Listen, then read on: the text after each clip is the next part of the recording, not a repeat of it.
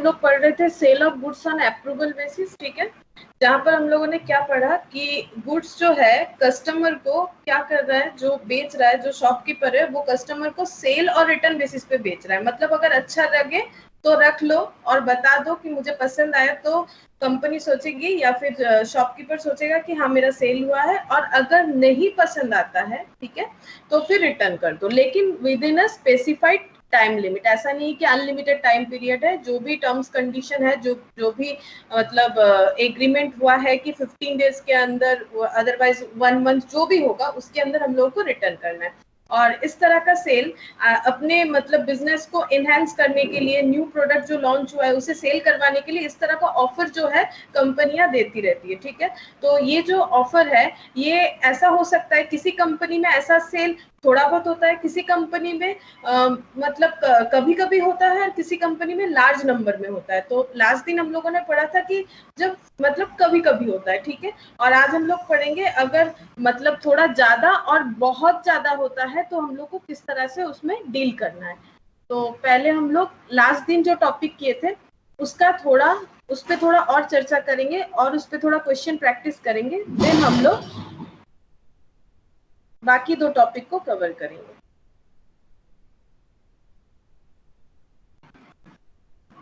अच्छा, देखो screen share है। हेलो, स्क्रीन शेयर है। হ্যাঁ ম্যাম হচ্ছে। अच्छा,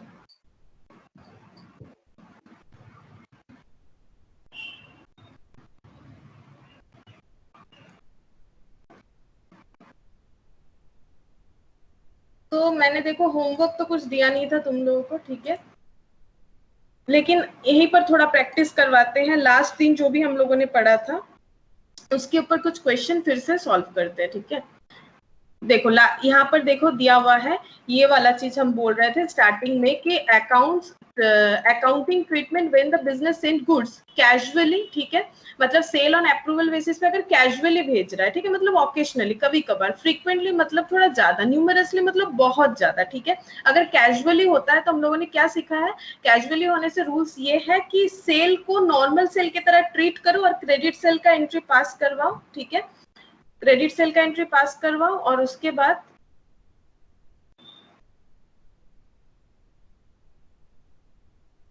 गुड इवनिंग विश्वजीत,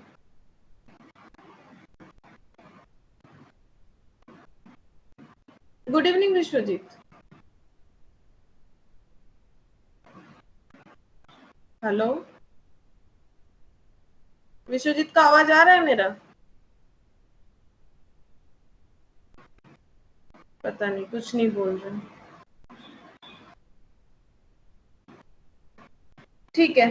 तो देखो ये हम बता रहे थे कि हम लोगों ने पहले क्या पढ़ा है कि कैजुअली होने से क्या होगा, और ये 2 टॉपिक आज हम लोग कवर करेंगे, ठीक है।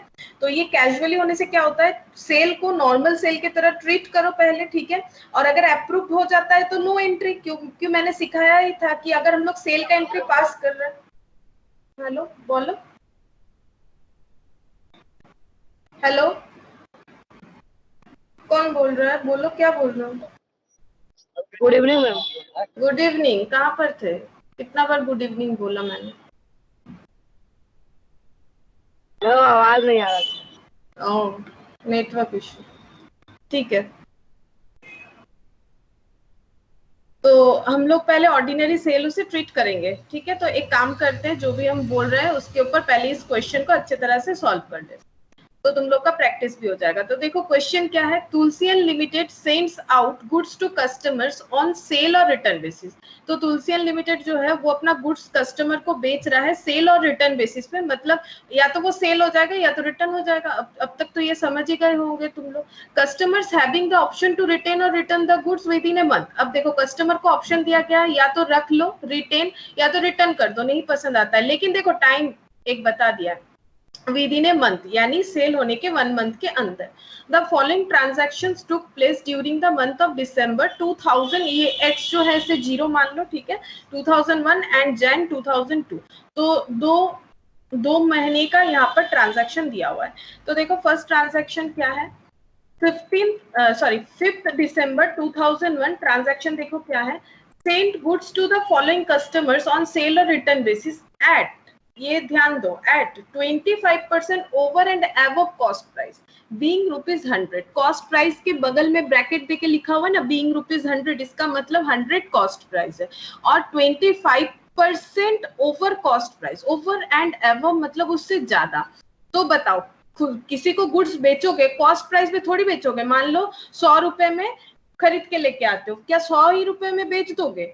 उसमें कुछ प्रॉफिट तो कमाओगे ना, तो कॉस्ट के साथ प्रॉफिट ऐड होगा तभी सेल प्राइस आएगा। तो मुझे बताओ तो ये सेल प्राइस कितना हो रहा है इस केस में, बताओ तुम लोग, कोई भी बताओ कैलकुलेट करके। सेल प्राइस क्या है? 125 सेल प्राइस हो जाएगा 125 बिकॉज 100 प्लस 25% मतलब 100 के ऊपर 25% यानी ₹25, 100 प्लस 25 125। अच्छा अब कस्टमर्स देखो कौन कौन है, डब्लू नाम है, 20 यूनिट्स इसको बेचा गया है, X 10 units, Y 32 units, Z 24 units और सबको एक ही प्राइस वाला गुड्स बेचा गया है। Goods return by W, W ने रिटर्न कर दिया है 10th December को, ठीक है। अच्छा उसके बाद देखो उसके बाद क्या हुआ है, उसके बाद receipt letter of approval from X accepting the goods at ₹115 each to which the seller agreed. तो देखो 15 दिसंबर को 15th December को रिसिप्ट लेटर मिल गया है अप्रूवल का, मतलब एक्स ने बता दिया है, ठीक है। अब वो फोन करके बता सकता है, लेटर लिख के बता सकता है, ईमेल करके बता सकता है, जो भी वहां पर मेंशन होगा। तो यहाँ लेटर लिख के बता दिया है कि हाँ मुझे गुड्स पसंद है लेकिन हम तभी लेंगे अगर 115 में मिलेगा, 125 की जगह 115 और सेलर एग्रीड हो गया, सेलर एग्रीड हो गया और गुड्स जिसका वैल्यू 125 में उसने दिया था एक्स को कि आप रखो 125 वाला गुड्स, अच्छा लगे तो रखो नहीं लगे तो वापस कर दो, वो रख रहा है लेकिन 115 में रख रहा है, यानी जो भी सेलिंग प्राइस डिसाइड हुआ था उससे कम में रख रहा है, ठीक है। तो यहाँ पर कुछ एक एंट्री होना चाहिए। नेक्स्ट यहाँ पर देखो 2/1/2002 goods return by Z, Z ने गुड्स रिटर्न कर दिया, लेकिन ये कब रिटर्न कर रहा है, 2/1 मतलब 2 Jan 2002, ये 2001 तक का है, ठीक है, ये दिसंबर तक का एंट्री है। अब यहाँ पर जैन का आ जा रहा है, गुड्स रिटर्न बाय जेड और 4th Jan को received intimation of acceptance from Y, Y से इंटीमेशन मिल गया कि हाँ मुझे गुड्स रखना है। तुलसियन लिमिटेड रिकॉर्ड सेल और return transaction as ordinary sale. अब ऑर्डिनरी सेल, अब देखो क्वेश्चन में तुम लोग को कैसे पता चलेगा कि कौन सा वाला है, मतलब कैजुअल है, फ्रीक्वेंटली है, न्यूमरसली है। अगर लिखा हुआ होता है कि ऑर्डिनरी सेल की तरह रिकॉर्ड कर रही है यानी कौन सा वाला होगा, कैजुअली होगा, ठीक है। तो ये देखो ordinary sale, give journal entries for the month of December 2001, एक बार बोल रहा है कि फॉर द मंथ December 2001 का जर्नल एंट्री पास करवाओ and Jan 2002 also show how these items will appear in the balance sheet as on 31st December 2001। तो बोल रहा है कि बैलेंस शीट में किस तरह से ये सारा डिटेल्स जो भी है अपीयर होगा, लेकिन कब बैलेंस शीट कब क्लोज हो रहा है, 31st December 2001। यहाँ पर पॉइंट नोट करना है हम लोगों को, इसका मतलब ये दिसंबर और जैन जो बोल रहा है 2 मंथ का एंट्री पास करवाने के लिए, लेकिन यहाँ पर क्या होगा, दिसंबर इन लोग का क्लोजिंग डेट ऑफ अकाउंट्स आ जा रहा है, यानी यहाँ पर ट्रेडिंग पीएल बैलेंस शीट बनने वाला है, अकाउंट क्लोज हो जाएगा, उसके बाद ही हम लोग फिर से अकाउंट ओपन करेंगे, दैट इज जैन। यानी इन लोगों का यहाँ पर जो अकाउंटिंग ईयर है वो है कैलेंडर ईयर। अकाउंटिंग ईयर 2 होता है, एक कैलेंडर और एक financial. Calendar means Jan to December, financial मतलब April to March।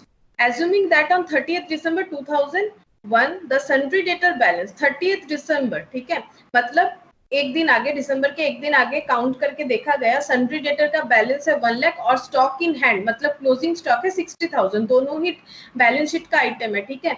Balance sheet में डेटर कहाँ जाता है, एसेट साइड में, करेंट एसेट में, और स्टॉक इन हैंड ये भी जाता है एसेट साइड में, करेंट एसेट में, ये बता दिया है।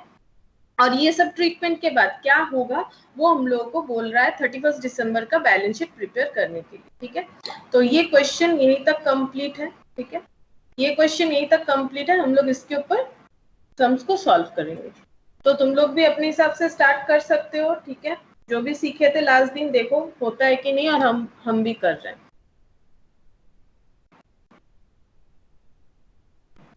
तो सबसे पहले क्वेश्चन में जो बोला है हम यहाँ पर उसे पॉइंट थोड़ा नोट कर लेते हैं। तुलसी अनलिमिटेड जिसने गुड्स सेंड किया है ठीक है, किसे किसे सेंड किया है हम यहाँ पर लिख लेते हैं। ठीक है, यहाँ पर x y z w, तुम लोग भी ऐसे लिख लो तो बार बार क्वेश्चन जो है रीड नहीं करना पड़ेगा। w इसको 20 यूनिट्स, w x को 10 यूनिट्स, अच्छा y को 32 यूनिट्स और z जो है उसे 24 यूनिट्स। ठीक है, इतना यूनिट सेल कर रहा है और सेलिंग प्राइस इन लोगों ने लगाया है 100 प्लस 100 इंटू 25%। ठीक है, कॉस्ट के ऊपर इतना, तो ये हो जाएगा 125 सेलिंग प्राइस। फर्स्ट इंफॉर्मेशन ये दिया हुआ था और इस इंफॉर्मेशन का जो डेट है वो है 5 दिसंबर 2000। ये x को हम 0 मान लेते हैं, 2001। ये देखो फर्स्ट इंफॉर्मेशन जो है वो ये है हम लोग का, ये मैंने नोट डाउन कर लिया। अब नेक्स्ट 10th ऑफ दिसंबर, तो इसके बाद ही आएगा 10th of December. 10th of December में क्या हुआ है, जैसे नोट डाउन करते हैं। 10th ऑफ दिसंबर में W रिटर्न कर दिया है, W रिटर्न, जस्ट शॉर्ट में लिख रहा है, W ने गुड्स रिटर्न कर दिया।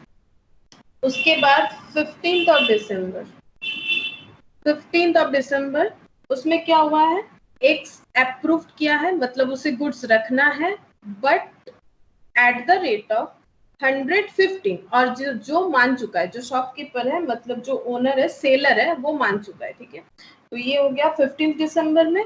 और इसके बाद 2nd ऑफ फेब, तो ये दिसंबर क्लोज। ठीक है, ये दिसंबर जो है ये क्लोज हो जाएगा यहाँ पर। ठीक है, यहाँ पर सपोज मान लेते 31 दिसंबर आ रहा है, ये तो 15 है ना, तो यहाँ नहीं ड्रॉ कर सकते हैं, तो यहाँ पर ईयर क्लोज हो गया। ये ईयर क्लोज हो गया। यहाँ हम लोग को क्या प्रिपेयर करना चाहिए, यहाँ पर हम लोग को प्रिपेयर करना चाहिए बैलेंस शीट, क्वेश्चन में बता दिया है। उसके बाद क्वेश्चन में ये भी बताया, बैलेंस शीट तो प्रिपेयर करना ही है, इसके अलावा हम लोग को क्वेश्चन में बता के रखा है कि हम लोग को जनवरी का भी क्या करना है, जैन का भी हम लोगों को एंट्री पास करना है। तो ये जैन का एंट्री पास करेंगे। और जैन में क्या क्या ट्रांजैक्शन हुआ है देखो, जैन में 2nd ऑफ जैन, तो यहाँ पर करते हैं 2nd ऑफ जैन 2002। ठीक है, यहाँ पर जेड रिटर्न, जेड ने रिटर्न कर दिया है। और 4th ऑफ जैन, तो 4th of Jain, 4th of Jain 2002 यहाँ पर हो गया है रिसिप्ट, वाई ने अप्रूव कर दिया है, वाई अप्रूव, वाई अप्रूव्ड। ठीक है, ये हमारा क्वेश्चन। और यहाँ पर एक इंफॉर्मेशन दिया हुआ है, जस्ट इस पॉइंट पे, इस पॉइंट पे इंफॉर्मेशन दिया हुआ है, डेटर कितना है और यहाँ पर स्टॉक कितना है। स्टॉक यानी क्लोजिंग स्टॉक, डेटर बता के रखा है 1 लाख और क्लोजिंग स्टॉक है 60,000। तो दिस इज द क्वेश्चन। ठीक है, ये क्वेश्चन को मैंने लिख लिया, तुम लोग भी मेरे साथ साथ अगर लिख रहे हो तो फिर कोई भी प्रॉब्लम नहीं होगा क्वेश्चन प्रिपेयर करने में।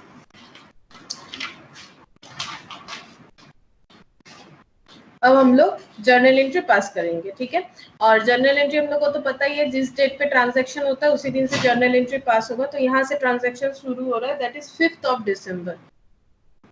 तो हम और स्ट्रक्चर नहीं बना रहे, तुम लोग को तो पता ही है, बना लो date particular, date particular, ledger folio, debit credit, यहाँ पर रुपीस का साइन दे दिया मैंने। तुम लोग अपने हिसाब से प्रेजेंटेशन कर लो। सबसे पहला एंट्री होगा 15th ऑफ, ये देखो 5th of December, sorry 5th of December. तो 5th of December 2001।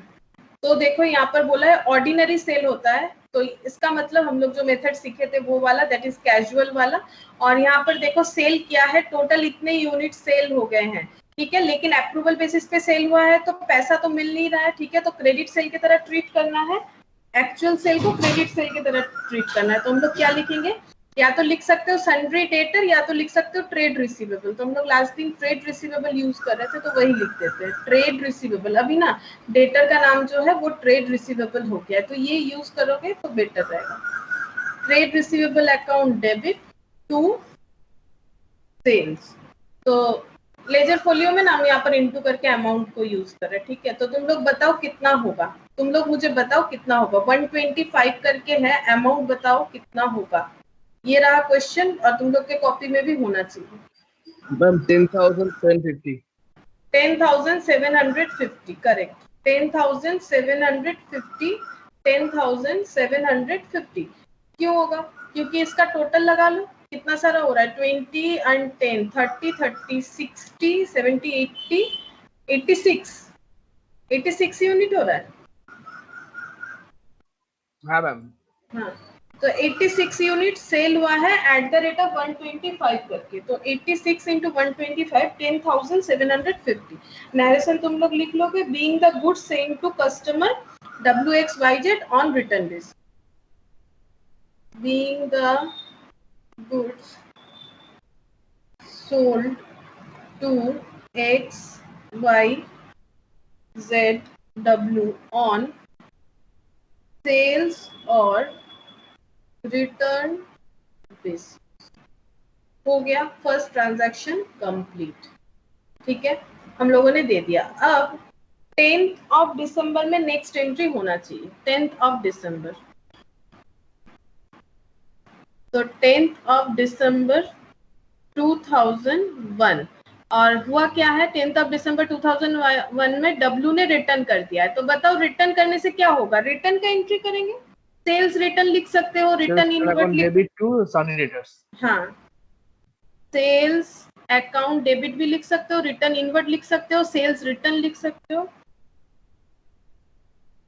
To trade receivable लिख लेते हैं क्योंकि एक ही लैंग्वेज यूज करना चाहिए कोई भी। अगर सन्ड्री डेटर लिखेंगे तो सन्ड्री डेटर, ट्रेड रिसीवेबल लिखेंगे तो सेम ही तो।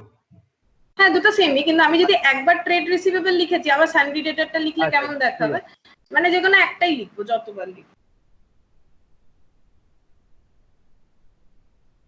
तो अब देखो यहाँ पर कितना होना चाहिए, अमाउंट कितना होना चाहिए, कितना डब्ल्यू का कितना था ये देखो ना, यहाँ सब लिखा हुआ है 20 यूनिट्स था। डब्ल्यू का था 2500। हाँ, तो 20 यूनिट्स इंटू 125, तो इतने का सेल किया था हम लोगों ने। तो 20 इंटू 125 तो कितना हो जाएगा, 2500। ये हो जाएगा being goods return by W. Being goods return by W. Next यहीं पर देख लेंगे हम लोग को क्या आ रहा है, डेट 15/12। ठीक है, अप्रूवल मिल गया है, अप्रूवल मिल गया है कि गुड्स पसंद आ गया। ठीक है, but at the rate of 115। अच्छा, ये अप्रूवल किसका है? एक्स का है। ठीक है, ये एक्स लिखा है मैंने। एक्स ने बोला है कि गुड्स ले लेगा लेकिन 115। तो नॉर्मली अप्रूवल मिलने पे एंट्री करने का जरूरत नहीं होता है क्योंकि हम लोग तो ऑलरेडी सेल्स का एंट्री कर ही चुके हैं 86 यूनिट्स के लिए। लेकिन अगर 125 से कम या ज्यादा है, डिफरेंस आ जा रहा है ऑफर प्राइस से, तो हम लोग को वो डिफरेंस को मेंटेन करना पड़ेगा। यानी हम लोगों ने यहाँ पर जो सेल इंक्लूड किया है एक्स के नाम का, एक्स का 10 यूनिट्स है ना, तो 10 इंटू 125 से रिकॉर्ड करके रखा होगा। जैसे हम लोगों ने ये शॉर्टकट के लिए 86 इंटू 125 कर दिया। अदरवाइज हम लोग कर सकते हैं 20 इंटू 125, 10 इंटू 125, 32 इंटू 125, 24 इंटू 125, तो भी तो सेम आंसर आएगा। तो देखो x का 10 इंटू 125 से डेबिट है लेकिन 115 से एक्सेप्टेड है, यानी सेल वैल्यू क्या हो चुका है, सेल वैल्यू जो है वो कम हो चुका है। तो सेल वैल्यू कम होगा तो सेल को क्या करना पड़ेगा, सेल कम करने के लिए, सेल का वैल्यू कम हो गया है तो सेल को कम करना पड़ेगा। तो फिर से क्या एंट्री करेंगे, सेल को कम करेंगे। सेल क्रेडिट होता है, सेल को कम करने से क्या करना पड़ेगा, sales account debit to trade receivable to trade receivable. तो देखो ये दोनों एंट्री ना सेम हो जाता है। तो यहाँ पर तुम लोग अगर रिटर्न लिख दोगे ना तो बेटर होगा कि ये रिटर्न हो रहा है। ठीक है, लेकिन ये रिटर्न की वजह से नहीं कर रहे, ये जो है ऑफर प्राइस से कम में हो रहा है। और देखो 115 था, 125 माइनस 115, तो एक एक गुड्स पे कितना हो रहा है, और ये एक्स ने किया है। तो एक्स को हम लोगों ने कितना सेल किया था, 10 यूनिट्स। एक्स को हम लोगों ने 100 हो गए। हाँ, 10 इंटू 10 हो जा रहा है। देखो 125 माइनस 115, 10 इंटू 10 100, 10 इंटू 10 100। बीइंग, इसका नरेशन लिखो, being the adjustment made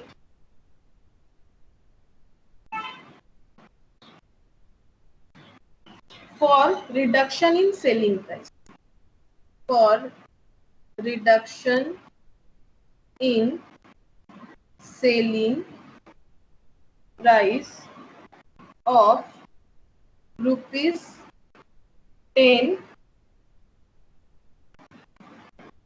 each। ठीक है, एक एक यूनिट के लिए ₹10 करके रिडक्शन आ गया सेलिंग प्राइस पे। ये हो गया 15 दिसंबर। अब नेक्स्ट कब होना चाहिए? 15 दिसंबर हो गया। अब 31 दिसंबर आ गया, यानी at the end of the year आ गया है। तो 31 दिसंबर जो कि ईयर एंड आ गया है। ईयर एंड में क्या करना है? ईयर एंड में हम लोगों को जो भी गुड्स का अभी तक अप्रूवल नहीं मिला है उसे हम लोग कैंसिल कर देंगे, ठीक है, और उसको हम लोग स्टॉक मान लेंगे। तो देखो किसका अप्रूवल मिला है और किसका नहीं मिला है। यहाँ पर देखो, यहाँ पर देखने से ही समझ में आ जाएगा।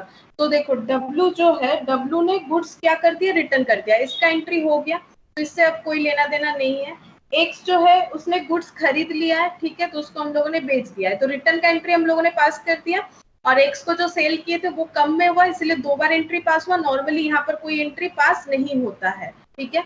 और अब बचा कौन? वाई और जेड। इन लोगों ने अभी तक कुछ नहीं बताया। इन लोगों ने देखो नेक्स्ट ईयर के स्टार्टिंग में कुछ बताया, ये देखो जेड वाई लिख के रखा है ना मैंने। तो इसका मतलब 32 और 24 यूनिट्स के बारे में अभी तक हम लोगों को कोई कंफर्मेशन नहीं है।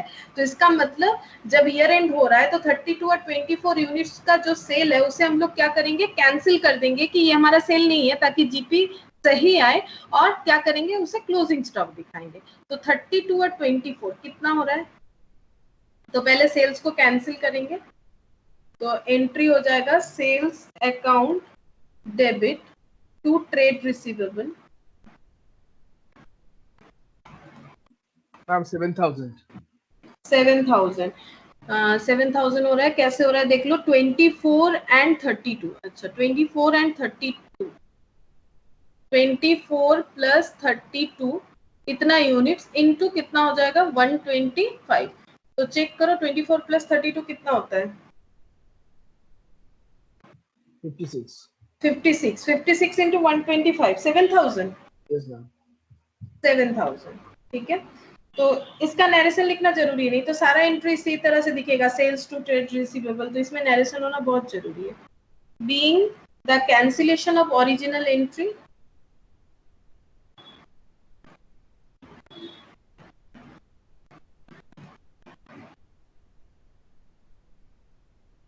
of sale in respect of goods not yet returned or written, returned or retained। Cancel कर रहे हैं ओरिजिनल एंट्री को, ठीक है, ताकि जो गुड्स हम लोगों ने भेजा था रिटर्न और रिटर्न बेसिस पे, उस पे कोई भी हम लोग को अभी तक नहीं पता है क्या होगा। और ये आ गया हमारा ईयर एंड। ड्रॉ के हिसाब से देखो ईयर एंड आ गया, यहाँ बनाना है हम लोग को बैलेंस शीट, उसके बाद ही एंट्री पास कर पाएंगे। तो सोल्यूशन भी उसी तरह से ही होना चाहिए। तो देखो पहले हम लोग को क्या करना है? बैलेंस शीट प्रिपेयर करना है। तो हम लोग बैलेंस शीट प्रिपेयर करते हैं। इसको लिखेंगे बैलेंस शीट B/S लिखते थे, तुम लोग पूरा लिखो। Balance sheet of Tulsian limited as at 31 December 2001। Bracket में लिख दो एक्सट्रैक्ट। एक्सट्रैक्ट बैलेंस शीट का मतलब होता है कि जिसमें हमारा सारा इंफॉर्मेशन नहीं है। बैलेंस शीट में जो भी डिटेल्स होते हैं उसमें से कुछ थोड़ा बहुत हम लोग को अवेलेबल है, तो उसे हम लोग बोलते हैं एक्सट्रैक्ट बैलेंस शीट। तो ये इधर स्ट्रक्चर वही रहेगा, लाइबिलिटीज टी शेप कर सकते हैं, नो प्रॉब्लम। जो टी शेप मतलब एक्स्ट्रा बैलेंस शीट কাজটা কি ম্যাম? দেখি অ্যাপ্লিকেবল সব জায়গায়। এক্সট্রাক্ট ব্যালেন্স শিটের কাজ হচ্ছে, দেখো তুমি তোমার যতটুকু ইনফরমেশন দরকার ওইটুকু নিচ্ছ, এখানে ডেটার আর এটারই দরকার, সেই জন্য এক্সট্রাক্ট ব্যালেন্স শিট মানে হচ্ছে ব্যালেন্স শিট থেকে কিছু একটা তুলে নিয়ে আসা, কোনো একটা পোর্শন, সেটা যে কোনো ইনফরমেশন হতে পারে, সেটা ডেটা রিলেটেড হতে পারে, স্টক রিলেটেড হতে পারে। এক্সট্রাক্ট মানে ওখান থেকে নিষ্কাশিত করে নিয়ে আসা। আচ্ছা, তার মানে পার্টিকুলার একটা বিষয়টা তুলে নেব তো? হ্যাঁ, পার্টিকুলার কোনো একটা বিষয় তুলে নেব। अच्छा अब देखो यहाँ पर एसेट में देखो क्या दिया हुआ है। यहाँ पर एसेट में हम लोग को दिया हुआ था सन्ड्री डेटर, तो हम लोग लिख लेते हैं सन्ड्री डेटर। सन्ड्री डेटर ही लैंग्वेज दिया हुआ था, तो ये यूज कर रहे। तुम लोग ट्रेड रिसीवेबल भी लिख सकते हो, मैंने लिख लिया सन्ड्री डेटर और नहीं काट रहे इसलिए 1 लाख, ठीक है। अब यहाँ से पहले हम लोग क्या करेंगे, माइनस कर देंगे डेटर जो है उसमें से हमारा क्या कैंसिल हुआ है, देखो किस तरह से समझेंगे हम लोग। ये देखो पहले डेटर डेबिट हुआ है 10,750, ठीक है। फिर डेटर क्या हो गया, क्रेडिट हो गया 2,500, ठीक है। फिर देखो 100 क्रेडिट हो गया। फिर यहाँ पर देखो कितना 7,000 जो है क्रेडिट हो गया। तो ये क्या हो रहा है, अल्टीमेटली 7,000 क्या हो जा रहा है, क्रेडिट हो रहा है। 7,000 क्रेडिट होने का मतलब हमारा क्या हो रहा है, डेटर माइनस हो रहा है। नॉर्मली डेटर डेबिट होता है और लास्ट तक हमारा डेटर 7,000 क्या हो गया है, कैंसिल हो गया है। क्योंकि बाकी में क्या हुआ, ये देखो बाकी में क्या हुआ, हम लोगों ने पहले 10,750 का सेल किया था, फिर उसमें से रिटर्न हो गया कितना 2,500। तो माइनस करके देख लो 10,750 और माइनस करो 2,500, तो पता चल जाएगा कितना हो रहा है। एक बार माइनस करके देखो, सबको कैलकुलेटर लो, हम भी लेते हैं। रुको कैलकुलेटर लेते हैं। तो 10,750, ठीक है। फिर हम लोग को माइनस करना है 2,500, तो 8,250 होगा। फिर देखो 100 माइनस हो जाएगा, क्रेडिट है तो 8,150 हो जाएगा। फिर 8,150 हो रहा है और यहाँ पर हमारा ट्रेड रिसीवेबल कितना आ रहा है, 7,000 आ रहा है क्रेडिट।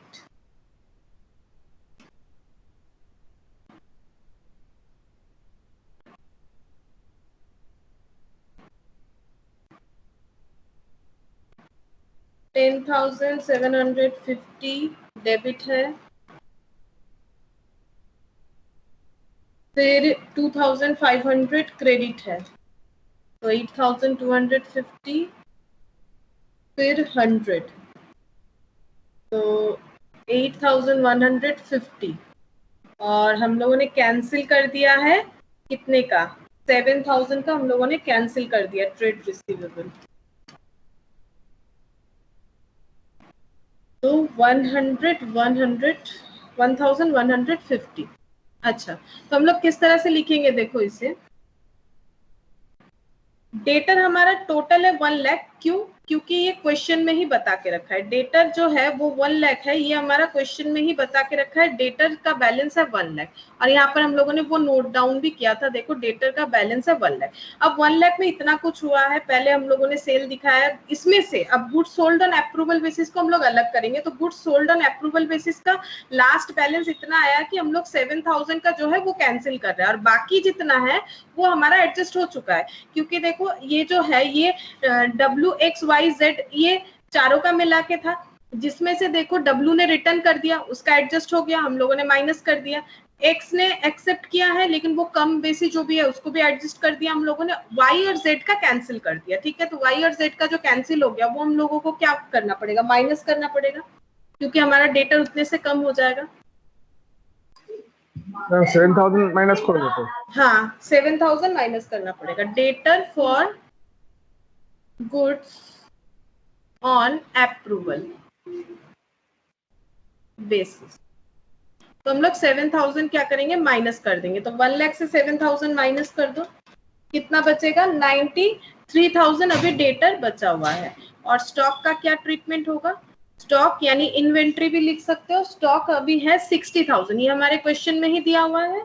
और अच्छा हम लोगों ने एक स्टॉक का तो एंट्री किया नहीं ना, स्टॉक का एंट्री करना चाहिए था, तुम लोगों ने कुछ बोला भी नहीं। स्टॉक का एंट्री तो किया ही नहीं हम लोगों ने, गुड्स को कैंसिल तो कर दिया, स्टॉक का एंट्री भी तो करना है। हाँ रुको, stock with customer account debit trading account, हाँ stock line with customer account debit to trading account, उसका एंट्री करना पड़ेगा 31 दिसंबर। एक काम करते हैं इस पेज में कर देते हैं, तो यहाँ पर 2 एंट्री होता है ना हमेशा, 31 दिसंबर में पहले यहाँ पर एंट्री होगा क्लोजिंग स्टॉक का, तो inventory with customer account debit, inventory line with customer account debit, cancel तो कर दिया, अब उसे तो क्लोजिंग स्टॉक ट्रीट करना है, टू ट्रेडिंग अकाउंट। अब कितना क्लोज किया है, कितना कैंसिल किया हम लोगों ने, 7,000। और 7,000 गुड्स किस तरह से बना था, ये देखो मैंने यहाँ पर लिख के भी रखा है 24 एंड 32। तो देखो क्या हो जाएगा, सिंपल कैलकुलेशन है 24 प्लस 32 इन 200, 24 प्लस 32 इंटू 100 कॉस्ट में हम लोग को रिकॉर्ड करना पड़ता है, तो हो जाएगा 5600। तुम लोगों ने मुझे बोला नहीं, तो जो भी हो 5600 यहाँ से हम लोग क्या कर देंगे, यहाँ पर हम लोग ऐड करेंगे। स्टॉक 60,000 है प्लस हम लोगों के पास क्या है, स्टॉक विथ कस्टमर, मतलब ये हमारे पास है, और स्टॉक विथ कस्टमर मतलब कस्टमर के पास पड़ा हुआ है, कस्टमर के पास पड़ा हुआ है हम लोग का कितना स्टॉक, कस्टमर के पास हम लोग का पड़ा हुआ है 5600, तो टोटल हो जाएगा 65,600। ठीक है, पहले एंट्री होना चाहिए था, ठीक है, पहले एंट्री होना चाहिए था रूल्स के हिसाब से। एंट्री एक एंट्री किया था मैंने, दूसरा वाला हम भूल गए, तो तुम लोग पहले एंट्री, अगर जगह है तो पहले एंट्री लिखो, उसके बाद बैलेंस शीट होगा। तो यहाँ पर हम लोग का ये वाला फर्स्ट मंथ कंप्लीट हो गया, दैट इज दिसंबर, और एक ईयर एंड हो गया। अब नेक्स्ट हम लोग क्या करेंगे, नेक्स्ट हम लोग जैन 2002 का एंट्री पास करवाएंगे।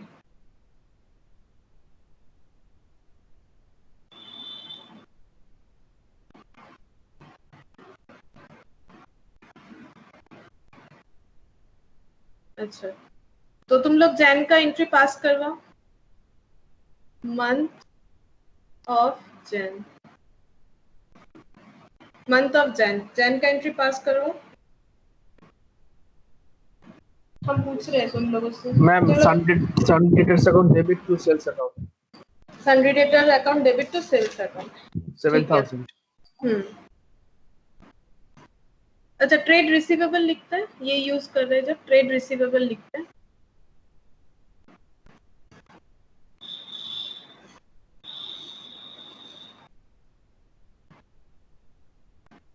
Trade receivable account debit to sales, ये कौन से डेट पे होगा, ये 1 जैन पे होगा, ठीक है, ये सॉरी 2 जैन पे होगा, क्योंकि जेड जो है वो रिटर्न कर रहा है। तो हम लोगों ने तो सारा सेल कैंसिल कर दिया था ना, सेल तो और कुछ बचा नहीं, सेल पूरा रिवर्स कर दिया, उसे क्लोजिंग स्टॉक दिखा दिया। तो फिर से पहले सेल को क्या करेंगे, रिकॉर्ड करेंगे 1 जैन 2002 में हम लोग सेल को फिर से रिकॉर्ड करेंगे। और सेल कितना यूनिट हो सकता है, मैक्स टू मैक्स, जो जिन लोगों ने अप्रूवल कुछ नहीं बोला, यानी 24 प्लस 32 इंटू 125, फिर से हम लोग सेल का एंट्री पास करवाएंगे, दैट इज 7,000, ठीक है, 7,000।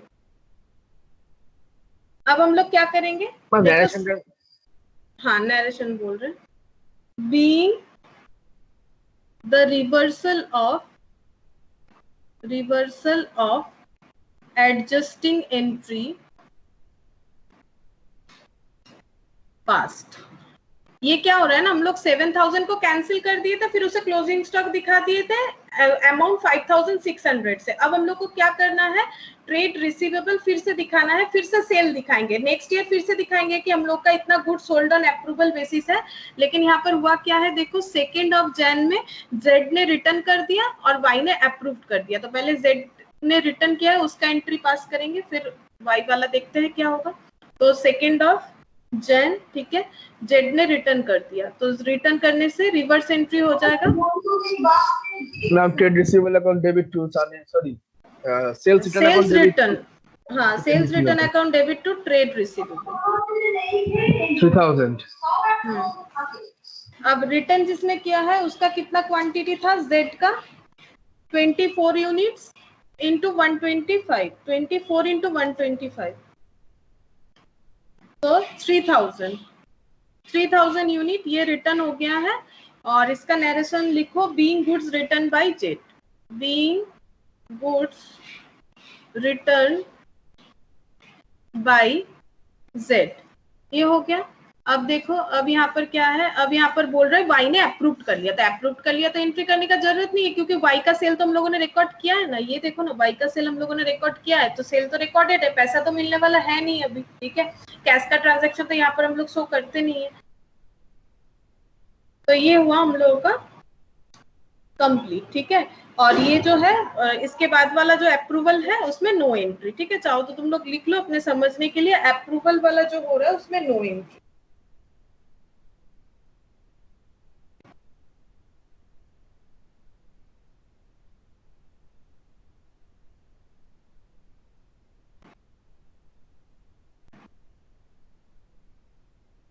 तो देखो समझ में आया कि नहीं।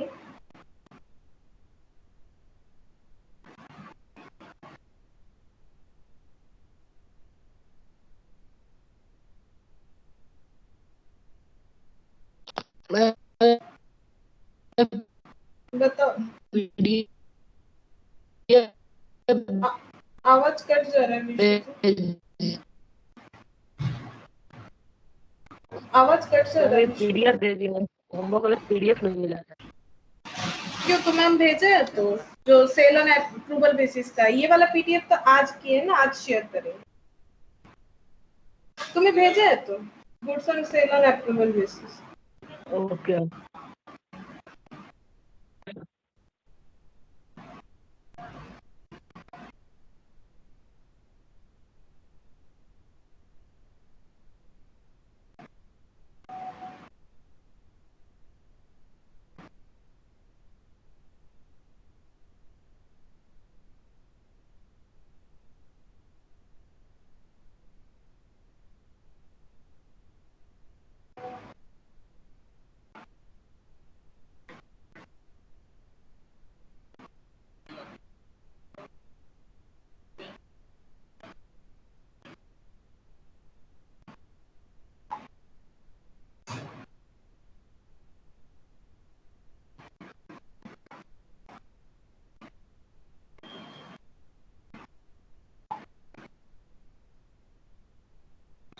अच्छा, अब हम लोग तो देखो ये लगभग एक कंप्लीट सम था विद बैलेंस शीट। अब हम लोग क्या करेंगे, नेक्स्ट पोर्शन करते हैं। यहाँ पर देखो और एक क्वेश्चन है। ये पीडीएफ आज हम सबको शेयर करेंगे, ठीक है। ये मैंने किसी को शेयर नहीं किया, लास्ट दिन वाला जो है वो सबको शेयर किया था, ठीक है। तो ये देखो इलास्ट्रेशन 3 देखो, इसमें पार्ट पार्ट क्या हुआ है ये तुम लोग भी कर सकते हो। एक बार अपने हिसाब से कोशिश करो, हम रीड कर देते हैं क्वेश्चन। यहाँ पर क्या दिया हुआ है देखो, यहाँ पर दिया हुआ है Mr. A trader, dispatched goods costing 16,000 to his customer Mr. B on sale or return basis. Mr. A जो है वो गुड्स भेज रहा है अपने कस्टमर को, कॉस्टिंग बताया है, ठीक है। कॉस्टिंग 16,000 कॉस्टिंग में भेजा है, ठीक है, to his customer Mr. B on sale or return basis after charging a gross profit of 25% on cost, ठीक है। ग्रॉस प्रॉफिट मतलब सेल करके जो प्रॉफिट आता है, जो तुम लोग ट्रेडिंग में फाइंड आउट करते हो, और प्रॉफिट बता के रखा है 25% ऑन कॉस्ट बता दिया है। तुम लोग को एक चीज पता है, अगर कुछ नहीं बताता है, ग्रॉस प्रॉफिट सिर्फ 25% बताता है, तो हमेशा वो सेल के ऊपर होता है, क्योंकि जीपी आता ही है सेल के ऊपर। लास्ट दिन मैंने बताया था ना, ट्रेडिंग में सारा चीज कॉस्ट में होता है, सिर्फ और सिर्फ सेल वैल्यू जो है वो विथ प्रॉफिट होता है, और उसी का रिवर्स आ जाता है ग्रॉस प्रॉफिट। तो ग्रॉस प्रॉफिट के पीछे अगर ऑन कॉस्ट बताया है तभी वो कॉस्ट के ऊपर एप्लीकेबल होगा, अदरवाइज अगर कुछ मेंशन नहीं है तो हमेशा वो सेल को ही डिनोट करता है। Mister A had treated the transaction as credit sale at the time of dispatch of goods। तो देखो अब उसको ऑर्डिनरी सेल मान रहा है, क्रेडिट सेल मान रहा है, यानी ऑकेशनली सेल होता है, ठीक है। अब हम लोग को जर्नल एंट्री पास करना है। 3 कंडीशन दे दिया है, 3 कंडीशन दे दिया है। पहला कंडीशन ये दिया है कि if the customer had approved the goods, customer अगर गुड्स ले रहा है तो क्या होगा। The customer had rejected all the goods, अगर सारा गुड्स रिजेक्ट कर रहा है तो क्या एंट्री होगा। और customer had return half of the goods while rejecting the other half, आधा ले रहा है आधा रिजेक्ट कर रहा है तो क्या होगा। तो ये 3 कंडीशन में हम लोग को एंट्री पास करना है। तो देखिए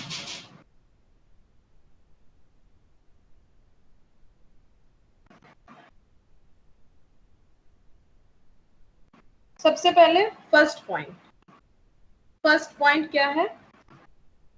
फर्स्ट पॉइंट दिया हुआ है कि द कस्टमर हैड अप्रूव,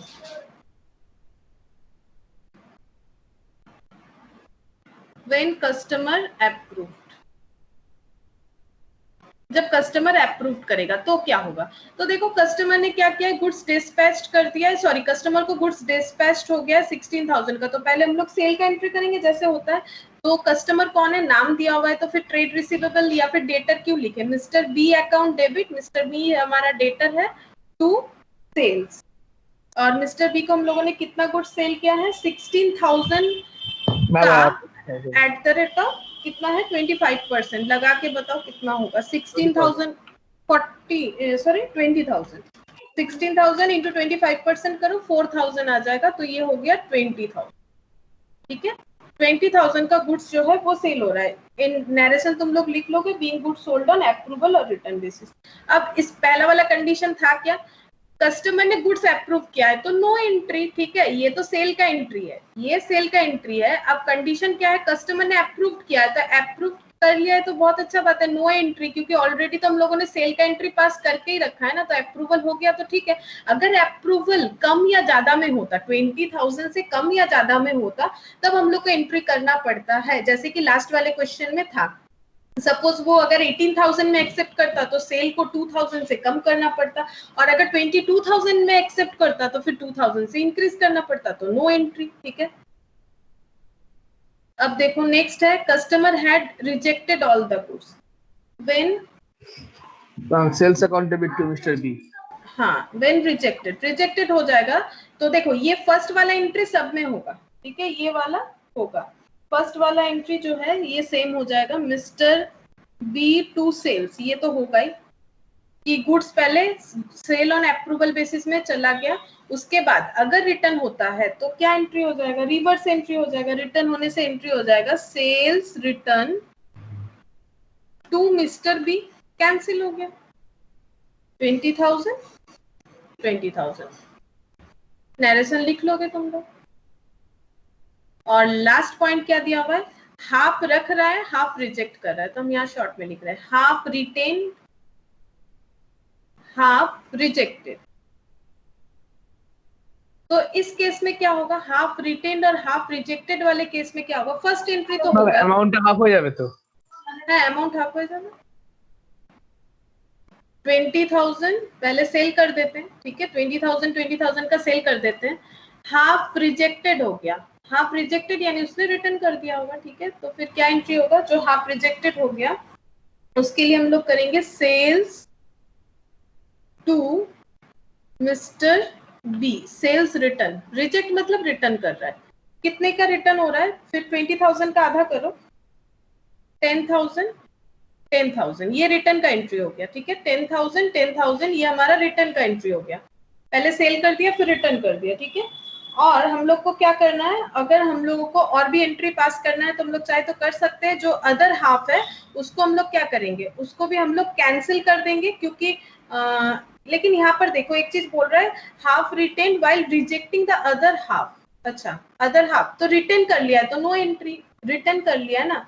तो देखो क्या हुआ है, एक्चुअली 20,000 था, लास्ट वाला केस समझो 20,000 था, जिसमें से 10,000 जो है वो रिजेक्ट है, रिजेक्ट, तो जो रिजेक्ट है उसका एंट्री हम लोगों ने पास कर लिया, जो रिटेन है वो भी तो 10,000 का है, तो उसका एंट्री पास करने का जरूरत क्या है, उसका तो हम लोगों ने पहले ही कर दिया। अगर वो कम या ज्यादा में रिटेन होता तब एंट्री पास होता, जस्ट लाइक फर्स्ट वाला एंट्री।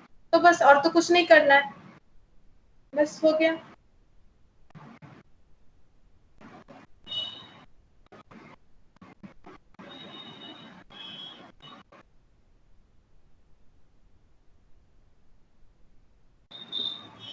अब देखो, अब हम लोग आज क्या करेंगे, यहाँ पर फ्रीक्वेंटली और न्यूमरसली से भी करेंगे, लेकिन उसके पहले शायद और एक क्वेश्चन है यहाँ पर जो हम लोग सॉल्व कर सकते हैं। हम लोगों ने यहाँ से लास्ट दिन अप टू क्वेश्चन, कोई बोल सकता है मुझे कहाँ तक किया था, 4, अप टू क्वेश्चन 4 तक किया था हम लोगों ने। ठीक है ना, 4 तक किया था ना। हाँ मैम।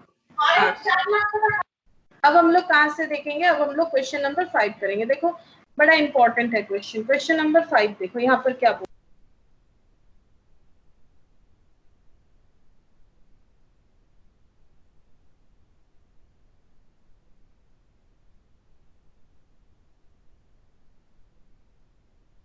मैम आवाज नहीं आ रहा है।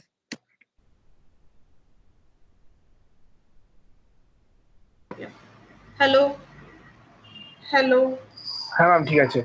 अच्छा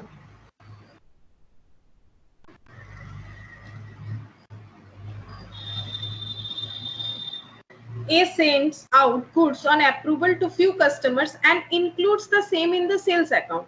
On 31st March 2016, the trade receivable balance stood 1 lakh, which includes 7,000 goods sent on approval against which no intimation was received during the year. तो बोल रहा है कि जब बैलेंस शीट की तरफ इन लोगों ने देखा तो ये देख रहा है कि यहाँ पर क्या हालत है, 1 लाख का टोटल डेटर है, लेकिन उसमें से ये बता के रख रहा है कि 7,000 जो है goods sale on approval basis वाला है इसमें से। और क्या बोल रहा है देखो, लेकिन ये जो 7,000 इसका कुछ भी इंटीमेशन नहीं मिल रहा है कि ये अप्रूव होगा या नहीं होगा। This goods were sent out at 25% over and above cost price and were sent to mister X and mister Y. तो ये जो अप्रूवल बेसिस वाला है ना अमाउंट, ये मिस्टर एक्स और वाई को सेल किया गया था, तो ऐड करके देखो 4,000 एंड 3,000 ओवरऑल कितना होता है, 7,000 होता है, ठीक है। और ये जो गुड्स भेजा गया था 25% over and above cost price में भेजा गया था, और मिस्टर एक्स और वाई ने अभी तक कुछ भी नहीं बोला है कि उन लोग को रखना है या रिटर्न करना है। Mister X sent intimation of acceptance on 30th April. Mister X ने 30th अप्रैल में बता रहा है कि हाँ मुझे गुड्स रखना है, और मिस्टर वाई ने रिटर्न किया है लेकिन 10th of अप्रैल। तो डेट देखना जरूरी है क्योंकि अकाउंट कब क्लोज होता है इन लोग का, मार्च में। फाइनेंशियल ईयर मेंटेन करता है ये लोग 31st मार्च में। Make the adjustment entries and show how these item will appear in balance sheet on 31st March 2016. So also the entries to be made during April 2016. Value of closing inventories as on 31st March 2016 was 6,000. ठीक है, तो closing stock का value बता के रखा है 6,000, और हम लोग को बोल रहा है कि एंट्री पास करना है, कब का एडजस्टमेंट एंट्री पास करना है, and show how the item will appear in balance sheet as on 31st March 2016. तो हम लोग को 31st March 2016 का एक एंट्री पास करना है, और उसके बाद भी पास करना है show also the entries during April. तो मार्च और अप्रैल दोनों मंथ का हम लोग को एंट्री पास करना है।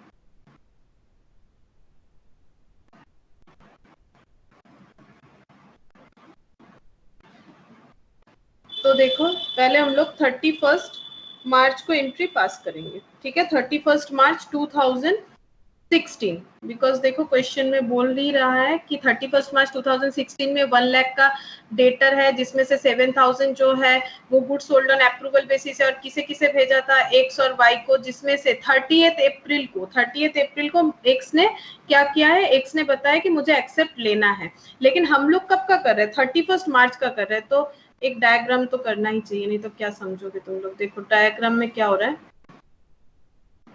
हम लोग को डेटा दिया गया है 31st मार्च 2016। यहाँ पर हम लोग को डेटा दिया गया है कि डेटर है 1 लाख, और इंक्लूडिंग 7,000 ऑन अप्रूवल बेसिस वाला, ठीक है। और ये जो अप्रूवल बेसिस है ये 25% ऑन कॉस्ट वाला है, ठीक है। ये जो इसका सेलिंग प्राइस जो है ये 25% ऑन कॉस्ट का है, और इसका दो पार्ट है एक्चुअली। यहाँ पर दो कस्टमर इंक्लूड है, ये 7,000 में एक्स जिनको 4,000 का सेल किया गया था, वाई जिनको 3,000 का सेल किया गया था, एंड ओवरऑल 7,000 जो कि 25% ऑन कॉस्ट वाला डेटा है। अब मिस्टर एक्स ने क्या किया है, इंटीमेशन दिया है, तो ईयर एंड तो यहाँ पर हो गया। अब नेक्स्ट ईयर कब से स्टार्ट होगा, फिर यहीं से स्टार्ट होगा, लेकिन ये ईयर एंड है, ठीक है। और मिस्टर एक्स ने 30th अप्रैल को बताया, 30th अप्रैल को बता रहा है क्या बता रहा है, मुझे लेना है एक्सेप्ट बाय मिस्टर एक्स, और ये 10th अप्रैल को बता रहा है, 10th अप्रैल को बता रहा है mister Y return by mister Y. लेकिन हम लोग को एडजस्टमेंट कब करना पड़ता है, at the end of the financial year. तो हमारा तो मतलब जो भी हम लोग ईयर मेंटेन करें, फाइनेंशियल हो या कैलेंडर हो, तो हम लोग को पहले तो यहाँ से यहाँ तक का मेंटेन करना पड़ेगा। ये ईयर स्टार्ट हुआ होगा 1 अप्रैल 2015 को और एंड हो रहा है 31st मार्च 2016 को, फिर ये नया वाला स्टार्ट होगा। तो पहले हम लोग को यहाँ पर एडजस्टमेंट करना पड़ेगा। तो यहाँ पर ये है कि हम लोग को कोई भी अप्रूवल नहीं मिला है, और हम लोग good Saint on approval basis 7,000 करके रखे हैं, और अप्रूवल नहीं मिला है तो हम लोग क्या करेंगे, हम लोग को वेट करना पड़ेगा, क्योंकि यहाँ पर तो नहीं बोला है कि टाइम खत्म हो गया, तो वेट करना है। तो क्या कर सकते हैं, पहले सेल को कैंसिल करेंगे, और यहाँ पर फाइनल अकाउंट बनाना है, इसीलिए क्लोजिंग स्टॉक बना देंगे, ठीक है। जो भी 7,000 का गुड्स है उसका क्लोजिंग स्टॉक बनाएंगे। तो 31st मार्च को हम लोग को ये करना है। तो देखो 31 मार्च को हम लोग क्या करेंगे, 31 मार्च 2016 पहले सेल को हम लोग करेंगे कैंसिल, तो ये कैंसिलेशन एंट्री है, ठीक है, इसलिए हम रिटर्न नहीं लिख रहे। Sales account debit to trade receivable,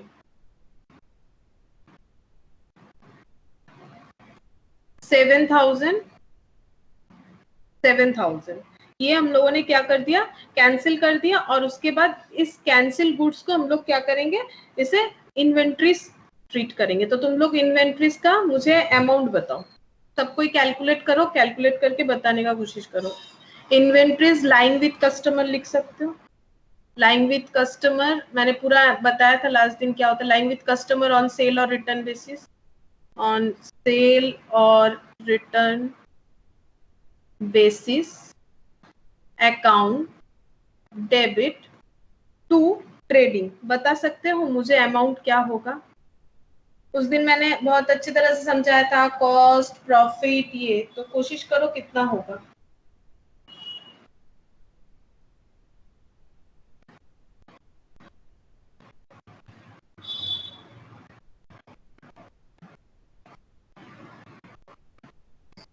आवाज तो जा रहा है ना? हाँ, तुम लोग बताओ कितना होगा। 7000 का स्टॉक वैल्यू कितना होगा बताओ, मतलब स्टॉक जो है वो कॉस्ट में रिकॉर्ड करना है, तो 7000 तो सेल वैल्यू है ना, ये देखो ना क्वेश्चन में क्या बता के रखा है। 4000 3000 सेल वैल्यू, ये देखो डेटर में इंक्लूडेड है, तो डेटर सेल वैल्यू को ही इंक्लूड करता है, कभी कॉस्ट वैल्यू को इंक्लूड नहीं करता है। कस्टमर को कॉस्ट में थोड़ी बेचना है। और ये जो सेंट हुआ है 25% over and above cost price, तो बताओ क्या होगा।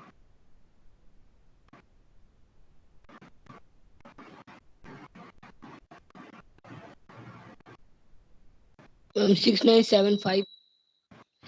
नहीं, मैंने सिखाया था ना किस तरह से कैलकुलेट करना है। वर्किंग नोट बनाओ, ये देखो वर्किंग नोट, ये हमेशा याद रखो, बहुत काम का चीज है। Cost ma'am ma'am ma'am 5250। नहीं बाबू, 5250 तो नहीं, गलत हो रहा है। कॉस्ट प्रॉफिट सेल, ठीक है, तो किस तरह 5600।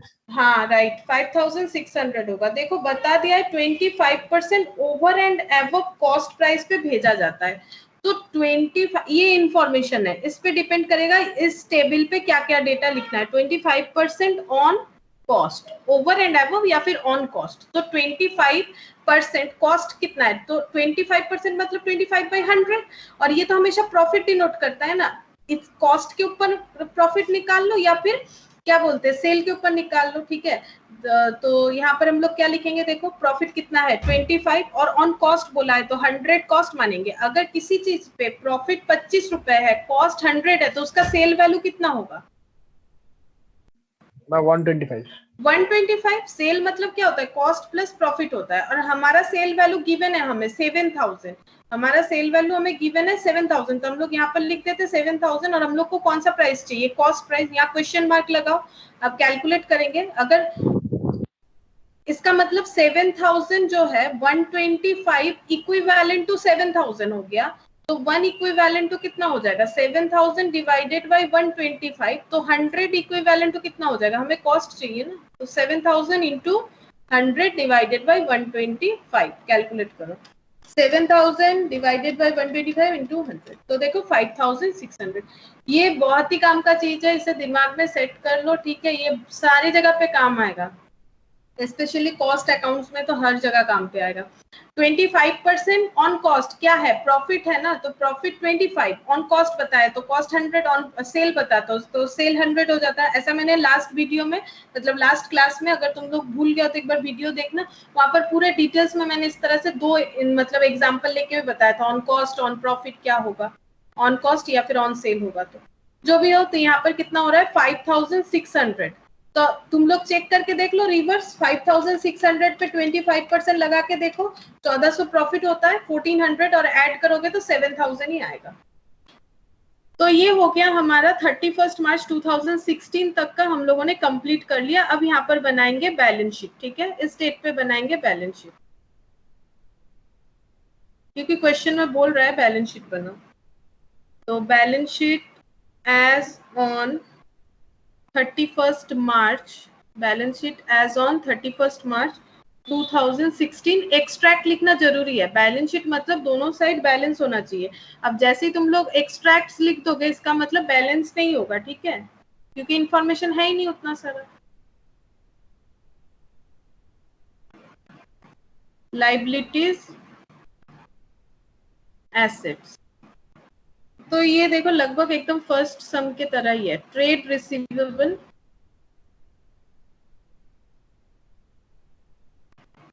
ये दिया हुआ है 1 लाख,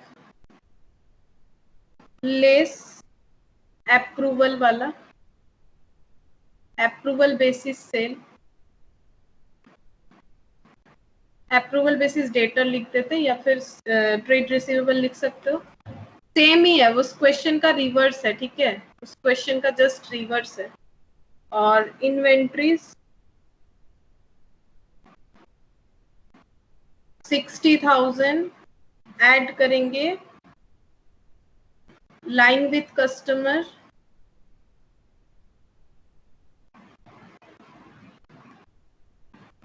ऑन अप्रूवल बेसिस,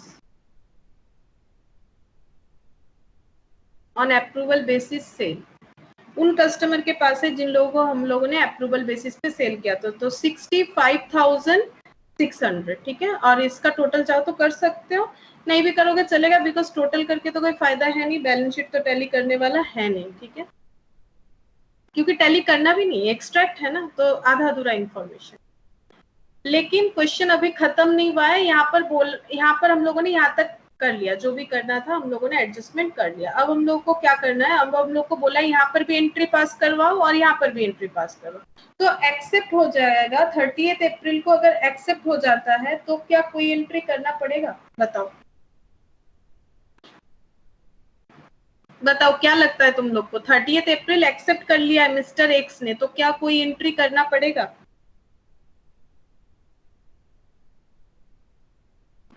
क्या लगता है बताओ? ना करना पड़ेगा ना। अभी तो हम लोगों ने सीखा था, यहाँ पर हम लोगों ने जब अकाउंटिंग ईयर क्लोज करते हैं तो फिर सेल सारा कैंसिल कर देते हैं ना, जिसका अप्रूवल नहीं मिला है। देखो जो हम लोग सेल करते हैं उसे सारा कैंसिल कर दिया ना हम लोगों ने, सेल्स टू ट्रेड रिसीवेबल पूरे के पूरे 7,000 का सेल हम लोगों ने कैंसिल कर दिया। सेल डेबिट यानी सेल कैंसिल, डेटर डेबिट यानी debtor cancel, trade receivable account to sales account. হ্যাঁ তো আমরা ক্যান্সেল করে দিয়েছি না, তাহলে আবার থেকে রিএন্ট্রি করতে হবে নেক্সট ইয়ারে। तो देखो ये यहाँ पर पूरा कैंसिल हो गया है, अब कुछ सेल वगैरह है नहीं, अब जो भी है क्लोजिंग स्टॉक है। तो फिर से जब न्यू अकाउंटिंग ईयर ओपन होगा फिर से सेल का एंट्री पास करवाएंगे, और जब मिस्टर एक्स जो है वो एक्सेप्ट करेगा तो उसी डेट पे हम लोग एंट्री पास करवाएंगे। तो देखो 30 अप्रैल को हम लोगों ने एंट्री पास करवाना है, ट्रेड रिसीवेबल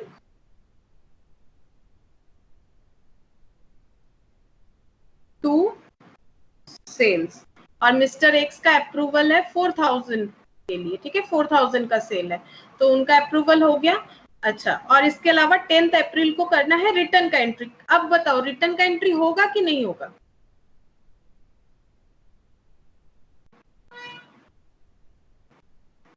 क्या लगता है, अभी समझाया, बताओ रिटर्न का एंट्री होगा कि नहीं होगा? Return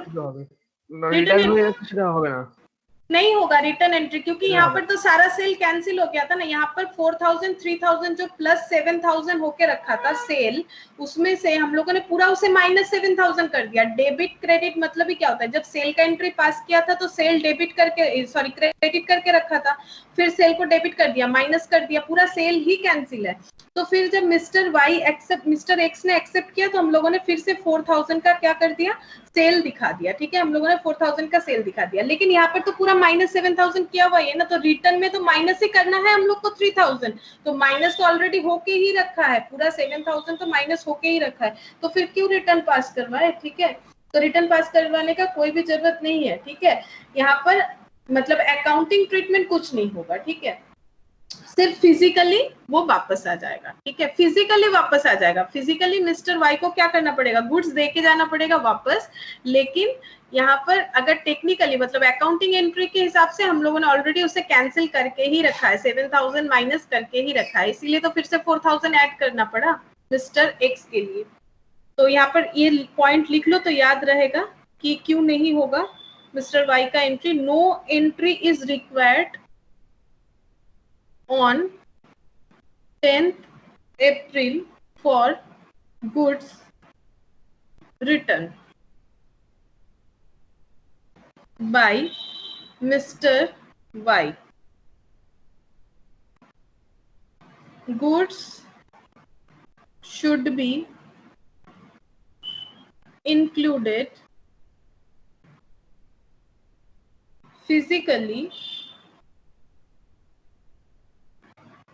in the closing stock.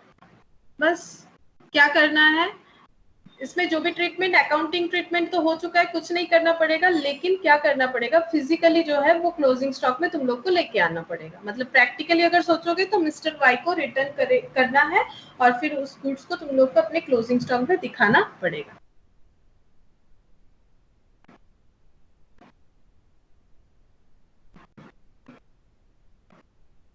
अच्छा, अब हम लोग पढ़ेंगे when the business send goods frequently on sale और रिटर्न बेसिस। तो देखो एक बार फिर से स्टार्टिंग में जाते हैं। हम लोगों ने ये कंप्लीट किया कैजुअली होने से क्या होता है, इसमें बहुत सारा टॉपिक हम लोगों ने कंप्लीट किया, जितने टाइप का क्वेश्चन हो सकता है। अब अगर फ्रीक्वेंटली होता है मतलब बार बार, ठीक है, बहुत ज्यादा नहीं लेकिन कैजुअली से ज्यादा होता है, तो यहाँ पर किस तरह से करना चाहिए, देखो यहाँ पर दिया हुआ है, यहाँ पर था ट्रांजैक्शन को ऑर्डिनरी सेल की तरह ट्रीट करो। यहाँ पर क्या बोल रहे हैं, सेल और return journal is prepared with 4 main column, 4 main column वाला एक जर्नल प्रिपेयर करना पड़ेगा। और कॉलम क्या क्या रहेगा, goods Saint on approval, goods return, goods approved और बैलेंस। सीधा सा बात है, जितना अप्रूवल में भेजा उसमें से जितना रिटर्न हो गया और जितना अप्रूव्ड हो गया और कितना बचा है, इस तरह से हम लोग को मेंटेन करना पड़ेगा, ठीक है। और इसके ऊपर ज्यादा सम्स वगैरह होता नहीं है, मेन सम्स इसी के ऊपर होता है, अभी हम लोगों ने जो टॉपिक किया है, ठीक है। लेकिन इसका स्ट्रक्चर तुम लोग देख लो क्या होता है, किस तरह से करना पड़ता है, कि जस्ट लिखना पड़ेगा तुम लोग को कि क्या होता है। ये देखो यहाँ पर क्या हुआ है, when a business send goods on sale or return on a frequent basis and immediate sale does not take place, तो हम लोग उसे सेल नहीं मानेंगे, ठीक है। only when the customer signifies his intention to purchase the goods or take some action whereby it is indicated that he has decided to purchase the goods, the property in the goods passes to the buyer। तो यहाँ पर हम लोग इसे cell treat नहीं करेंगे। अगर customer के तरफ से कुछ भी सिग्नल मिल रहा है हम लोग को कि हाँ वो खरीद सकता है, तो फिर हम लोग सोचेंगे कि ये हमारा सेल हो सकता है। So long as the property does not pass to the buyer, the seller does not record it as a sale। जब तक कस्टमर हाँ नहीं बोलता है, जो सेलर है उसे सेल ट्रीट नहीं करेगा। Therefore does not debit the customer account। अगर सेल ट्रीट करना ही नहीं है तो फिर डेटर टू सेल वाला एंट्री तो होगा नहीं विथ सेल प्राइस, जो अभी हम लोग कर रहे थे इसके पहले। लेकिन इस मेथड में हम लोग क्या मेंटेन करेंगे, अगर हम लोग इस तरह से सेल करते हैं जो कि फ्रीक्वेंटली है, तो इसमें हम लोग रूल्स क्या है, एक हम लोग क्या मेंटेन करेंगे, सेल और रिटर्न जर्नल और डे बुक। ये जो दिख रहा है ना, ये 4 कॉलम्स वाला 1 2 3 4, इसका नाम है सेल और रिटर्न जर्नल या फिर डे बुक, ठीक है। Instead of passing entry of sale of goods, जिस तरह से पहले हम लोग एंट्री पास कर रहे हैं वैसा नहीं करना है, हम लोग को इस तरह से एक मेंटेन करना है जर्नल जिसका नाम है सेल और रिटर्न जर्नल और डे बुक। इसमें 4 कॉलम होगा, goods Saint on approval, goods return, goods approved, balance, ठीक है। गुड्स सेंट ऑन जर्नल,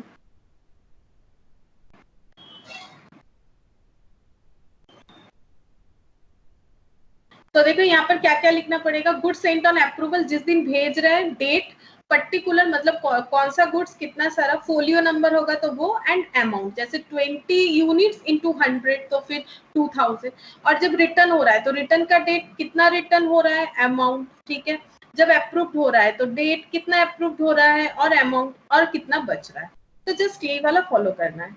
और यहाँ पर बता के रखा है कि कौन से कॉलम में क्या लिखना है, तो ये हम लोग ऐसे ही देख के बता सकते हैं कि कौन से कॉलम में क्या लिखना है, बिकॉज लिखा हुआ है date, particular, folio number, amount.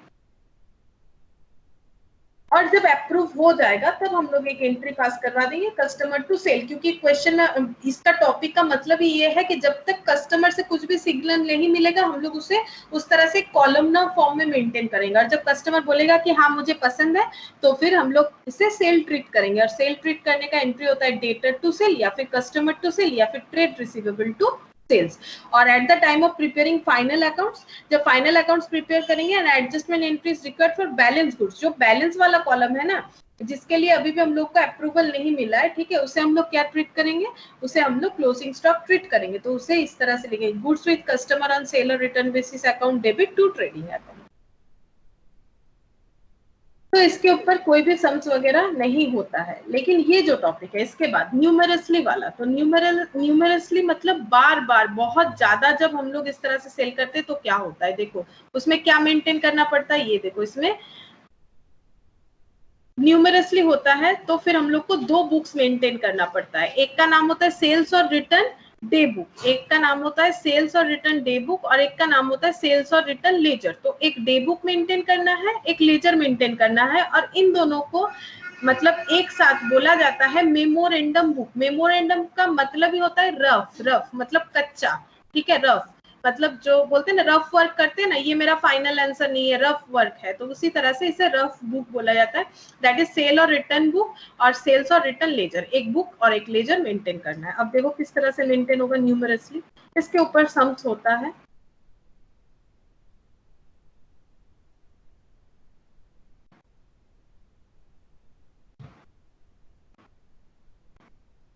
देखो यहाँ पर क्या बोला, when the transaction are numerous a business maintains the following book, sales और return day book and sales और रिटर्न लेजर, जो मैंने वहीं पर दिखा दिया। और इन दोनों को एक साथ क्या बोला जाता है, memorandum book. That is this records are not a part of regular book of accounts, मतलब जो मतलब part of regular books of accounts नहीं है, कच्चा खाता है, मतलब रफ वर्क है, ठीक है। मेमोरेंडम वर्ड जहां भी मिले तो सोच लो कि रफ का बात बता रहा है।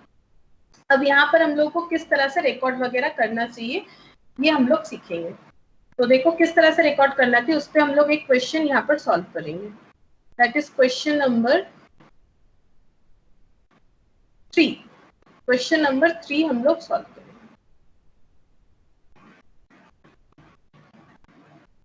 तो देखो क्या दिया हुआ है, क्वेश्चन नंबर 3 में दिया हुआ है, x supplied goods on sale or return basis to the customers, the particular of which are as under। देखो न्यूमरसली कितना बार बार हो रहा है, 10 दिसंबर, 10th of December, 12th of December, 15th of December, 28th of December, 25th of December, 30th of December, ठीक है, बार बार हुआ है। लेकिन ये ऐसा दिया हुआ है मतलब ही बार बार हो रहा है, ऐसा कोई बात नहीं है। यहाँ पर लिखा हुआ रहेगा जिससे तुम लोग समझ जाओगे कि ये वाला कौन सा वाला टॉपिक के अंदर आ रहा है। देखो हम दिखाते हैं, यहाँ पर पार्टी का नाम लिखा हुआ है, अमाउंट लिखा हुआ है, रिमार्क्स लिखा हुआ है। अब रिमार्क्स को तभी पढ़ के समझ पाएंगे जब नीचे वाला लाइन पहले पढ़ लेंगे। देखो goods are to be return within 15 days, goods जो है देने के बाद 15 डेज के अंदर हम लोगों को बता देना है एज ए कस्टमर, जो भी कस्टमर है उन्हें 15 डेज के अंदर बताना है कि लेना है कि नहीं लेना है। फॉलिंग विच, फेलिंग विच, ठीक है, अगर फेल हो जाता है बताने में, it will be treated as sale. अगर 15 दिन के अंदर रिटर्न करना था, तुम भूल गए हो, तो फिर कंपनी वापस नहीं लेगी, जस्ट लाइक मिंत्रा, फ्लिपकार्ट, ठीक है, तो वो सेल हो जाएगा। The books of X are closed on 31 दिसंबर 2016, 31 दिसंबर 2016 में इनका बुक्स ऑफ अकाउंट्स क्लोज होता है। अब देखो क्वेश्चन में क्या बता दिया है, कैसे समझोगे कि कौन सा टॉपिक में हमें क्वेश्चन दिया है। क्वेश्चन में बता ही दिया है दो चीज मेंटेन करना है, एक गुड्स ऑन सेल और return sold and return day book, और एक गुड्स ऑन सेल और रिटर्न टोटल अकाउंट। इसका मतलब जैसे ही दो बुक्स मेंटेन करने बोल रहा है, इसका मतलब लास्ट वाला न्यूमरस वाला, जो इन दोनों को ही मिला के हम लोग क्या बोलते हैं, मेमोरेंडम बुक, इन दोनों को मिला के हम लोग बोलते हैं मेमोरेंडम बुक। तो देखो क्वेश्चन में तुम लोग को पढ़ के समझना पड़ेगा कि तुम लोग को कौन सा क्वेश्चन दिया हुआ है, ऑकेशनल वाला, फ्रीक्वेंट वाला, या फिर न्यूमरस वाला, ठीक है। तो तुम लोग को खुद से पढ़ के समझना पड़ेगा, और उसके लिए टॉपिक को बहुत अच्छी तरह से समझो, जैसे हम समझा रहे हैं तो तुम लोग कर पाओगे। तो यहाँ पर ये तो दिया हुआ है तो तुम लोग समझ जाओगे कि ये तो नॉर्मल क्वेश्चन है नहीं, ये कौन सा क्वेश्चन है, ये जो न्यूमरस वाला है वो क्वेश्चन है। तो अब हम लोग ये दोनों अकाउंट प्रिपेयर करना सीखेंगे। तो पहले अकाउंट का नाम देना है, हम लोग लिखेंगे इन द बुक्स ऑफ एक्स, और ये लिखेंगे, ठीक है। तो देखो कैसे लिखते हैं,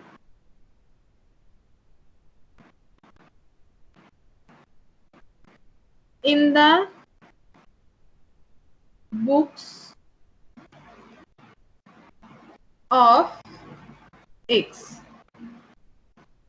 गुड्स ऑन सेल और return sold and return day. जो नाम दिया हुआ था मैंने वही लिख दिया। सिर्फ रिटर्न डे बुक भी लिख सकते हो, ठीक है। अब यहाँ पर क्या क्या कॉलम करना है हम लोगों को, देखो यहाँ पर हम लोग को कॉलम करना है पहले डेट, ठीक है। Date, party to whom goods sent. तो पहले हम लोग डेट, क्योंकि पहले सेंड करेंगे फिर वेट करेंगे फिर ही ना अप्रूवल मिलेगा। लेजर फोलियो नंबर अगर होता है तो अमाउंट कितने का सेंड किया हम लोगों ने, फिर नेक्स्ट यहाँ पर आ जाएगा डेट, सोल्ड और रिटर्न। इस तरह से मेंटेन करना पड़ेगा, ठीक है। यही कॉलम तुम लोग को मेंटेन करना पड़ेगा। और तुम लोग चाहते हो इस तरह से लाइन टान लो, ठीक है। लाइन टान के पूरा बॉक्स जैसे होता है वैसे बना लो, ठीक है।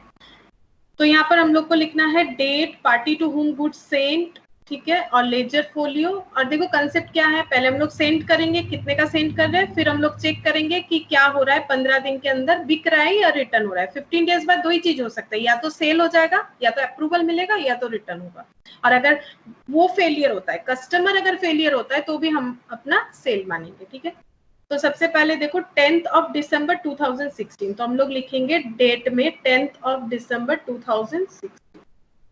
तो यहाँ पर हम लिख देते हैं 2016, ठीक है, डेट के नीचे। तो यहाँ पर दिसंबर 10 लिख दिया मैंने। पार्टी का नाम क्या है, पार्टी का नाम है messrs ABC.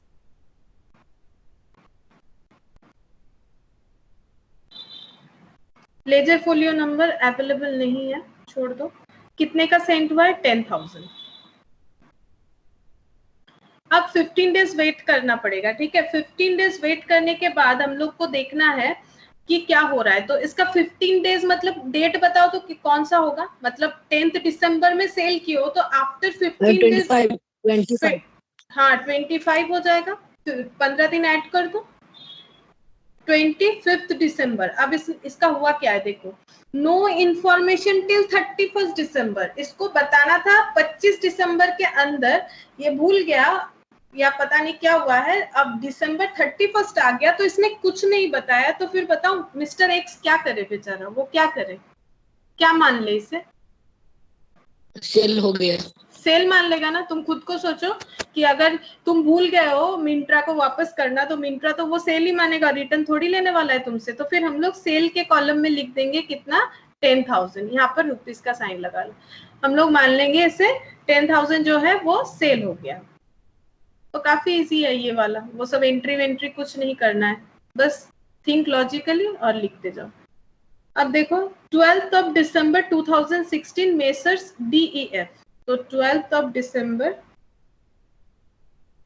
Messrs DEF, ledger folio number available नहीं है। अमाउंट है हमारा 15,000, अमाउंट है 15,000। अब इसका कितने दिन बाद होना चाहिए पहले देख लेते क्या है। गुड्स रिटर्न हो गया है, देखो ऐसे तो 15 दिन बाद मतलब क्या होता, 12 + 15 तो डेट आ जाता 27 of December, लेकिन इसने 16 तारीख के अंदर ही रिटर्न जनरेट कर दिया है, तो टाइम के अंदर रिटर्न जनरेट कर दिया तो रिटर्न मानना पड़ेगा। दिसंबर 16 में क्या क्या इसने रिटर्न कर दिया है, तो रिटर्न वाले कॉलम में लिखेंगे कितना रिटर्न हो गया है पूरा का पूरा, तो 15,000 रिटर्न वाले कॉलम में लिख दिया। कुछ नहीं है, बच्चे लोगों की तरह बस समझ के करते जाओ। फिर 15th of December messrs GHI, तो दिसंबर 15 मेसर्स GHI। अमाउंट देखो क्या है, 12,000, अमाउंट है 12,000। अब क्या हुआ है देख लो, करना क्या है।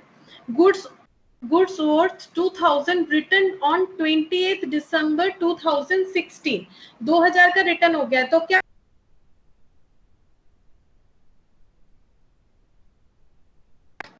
हाँ 15 दिन तो 30 दिसंबर को कवर हो रहा है ना, तो 15 दिन के अंदर ही रिटर्न हुआ है। कितने का रिटर्न हुआ है, 2,000 का रिटर्न हुआ है, तो सेल कितने का हो गया है। डेट कौन सा है, दिसंबर 20 को इसने बता दिया कि मुझे 2000 का रिटर्न है। अब 2000 ही रिटर्न कर रहा है, बाकी तो कुछ रिटर्न नहीं कर रहा है, इसका मतलब सेल हो रहा है। तो सेल कितना हो जाएगा, 2000 अगर रिटर्न है तो सेल कितना हो जाएगा, 10,000। 10,000 सेल हो जाएगा। नेक्स्ट देखो क्या है, नेक्स्ट है 20 दिसंबर DEF 16,000, ठीक है।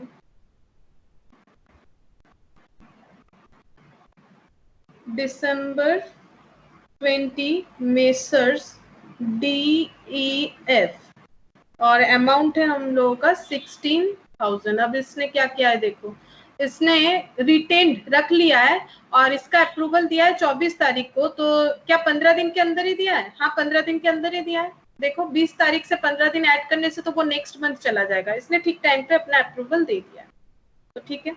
अप्रूवल का डेट है हमारा December 24, ठीक है।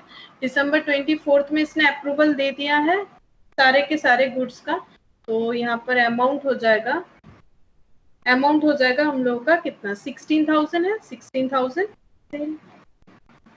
यहाँ पर कुछ नहीं। और नेक्स्ट December 25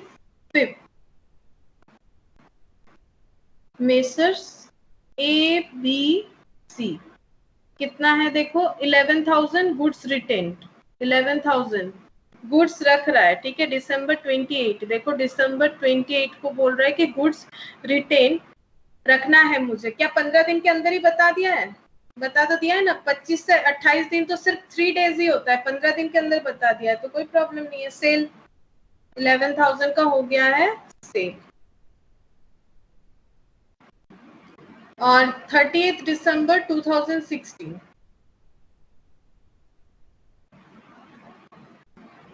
मेसर्स GHI 13,000 देखो, 13,000।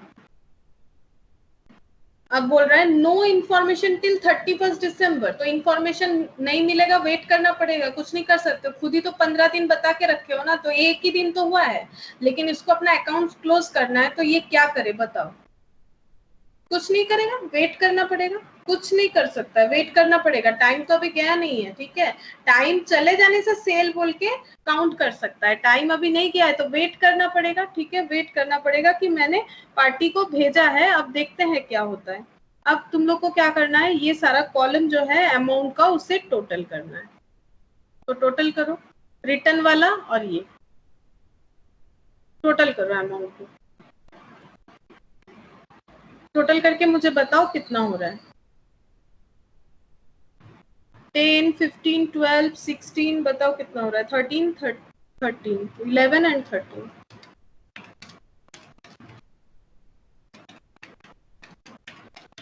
77।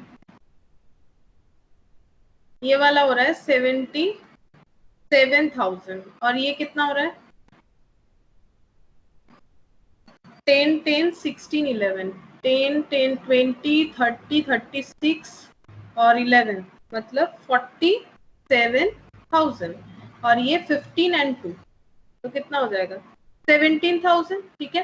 तो इतना रिटर्न है। तो देखो टोटल सेल 77,000 है, जिसमें से 47,000 सोल्ड है, 47,000 सोल्ड है, सोल्ड वाले कॉलम में है, और 17,000 रिटर्न है। और इसमें हम लोगों को इस मेथड में क्या क्या प्रिपेयर करना पड़ता है, पॉइंट हम लोगों ने प्रिपेयर कर लिया और तुम लोगों ने देखा किस तरह से करना है। और करेंगे गुड्स ऑन सेल और रिटर्न टोटल अकाउंट प्रिपेयर करेंगे।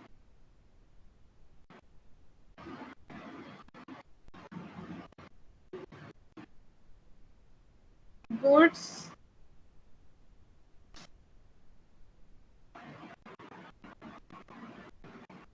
ऑन सेल और रिटर्न टोटल अकाउंट।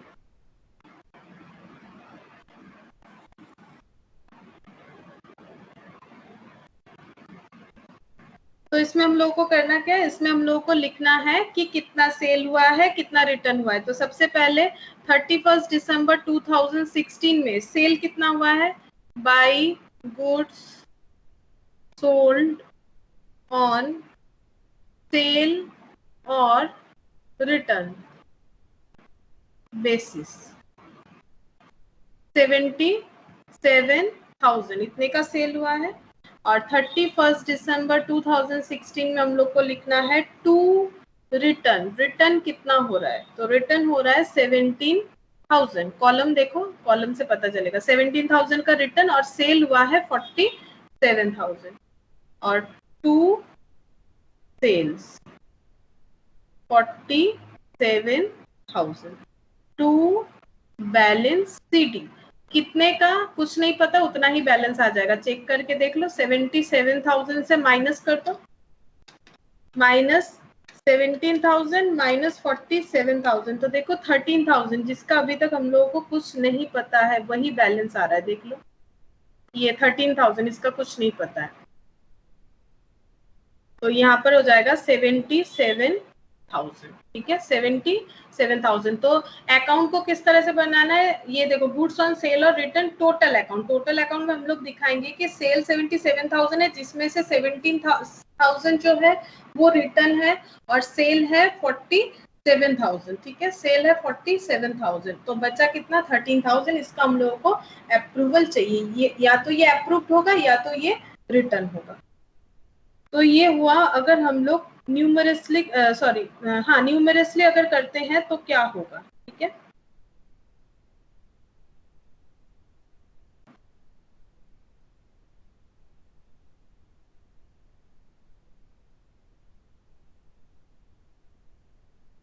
और एक हम लोग लास्ट ये वाला करेंगे। ठीक है, ये वाला देखो, if firm sends goods on sale और return basis, customers having the choice of returning the goods within a month, एक महीने के अंदर बता देना है तुम्हें लेना है या नहीं लेना है। During the May 2016 the following are details of the goods sale. Date दे दिया है 2 मई, 8 मई, 12 मई, 18 मई, 28 मई, 27 मई। कस्टमर कौन है, PBQDER, वैल्यू बता दिया है। Within the stipulated time, P and Q return the goods, time के अंदर ही P Q return कर दिया है। BDE signify that they have accepted the goods.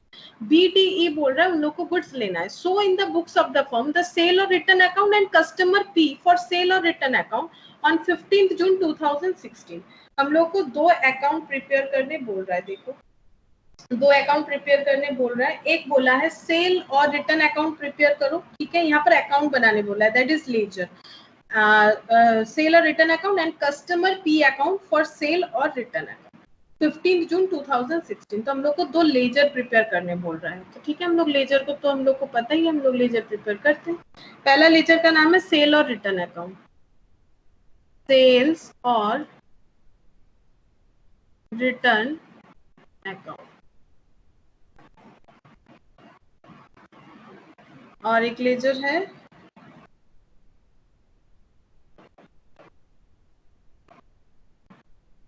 Customer P का, पीस अकाउंट, कस्टमर पी का अकाउंट प्रिपेयर करने बोल रहा है।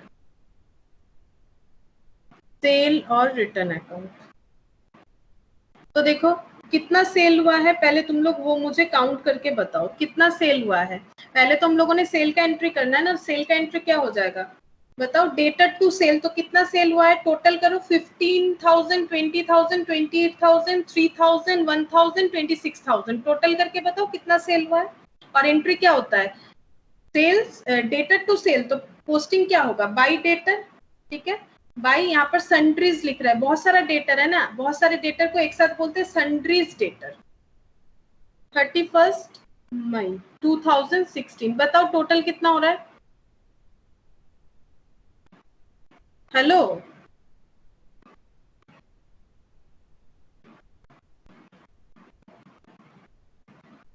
बताओ टोटल कितना हो रहा है।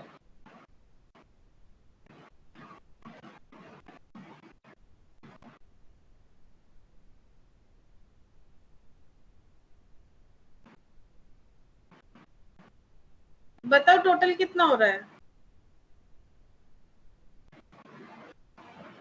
93,000 हो रहा है ना, 93,000 हो रहा है। देखो 15, 20, 28, 3, 1 एंड 26, 93,000 टोटल हो रहा है। ठीक है, अब हम लोग लिखेंगे जो, देखो इसमें से क्या है, 2 ने रिटर्न कर दिया, पी और क्यू ने रिटर्न कर दिया। ठीक है, तो पी और क्यू ने जो रिटर्न कर दिया है, कब रिटर्न किया उसका डेट दिया हुआ है।